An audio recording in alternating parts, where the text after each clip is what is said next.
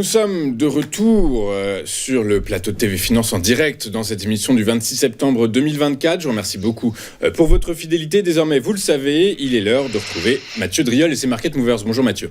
Bonjour Louis-Antoine.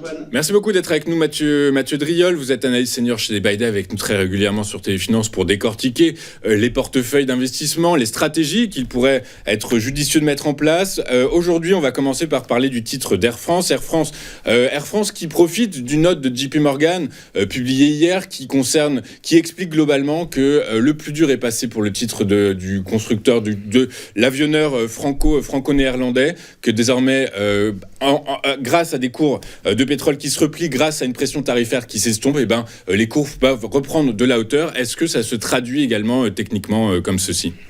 Il y a quelque chose, oui, il y a quelque chose. En fait, le titre Air France a trouvé au cours de l'été, au cours du mois d'août, un support majeur à 7,40. En fait, les cours ont défini ce niveau, testé à 3 reprises avant de déclencher une première petite jambe d'impulsion mi-septembre. Les cours consolidés au sein d'un triangle ascendant, ils en sont sortis par le haut, accélérant à la hausse et revenant se positionner sur 8,33. C'est une ancienne résistance qui est devenue support. C'est le haut du triangle. On commence donc à voir des polarités haussières.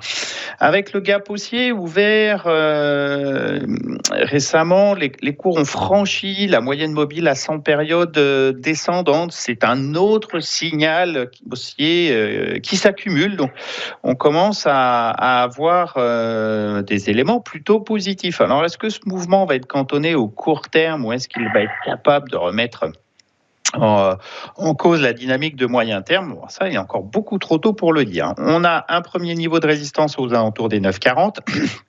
C'est la zone en fait des creux entre mars et mai qui était devenue résistance, et après déjà le débordement de cet obstacle ouvrirait la voie à une poursuite de la reprise vers la zone de résistance majeure entre 90 et 11,43, et c'est cette zone-là à moyen terme qu'il faut franchir pour améliorer les perspectives. Alors on a encore pas mal de chemin à faire sur Air France avant de la voir redécoller à moyen terme.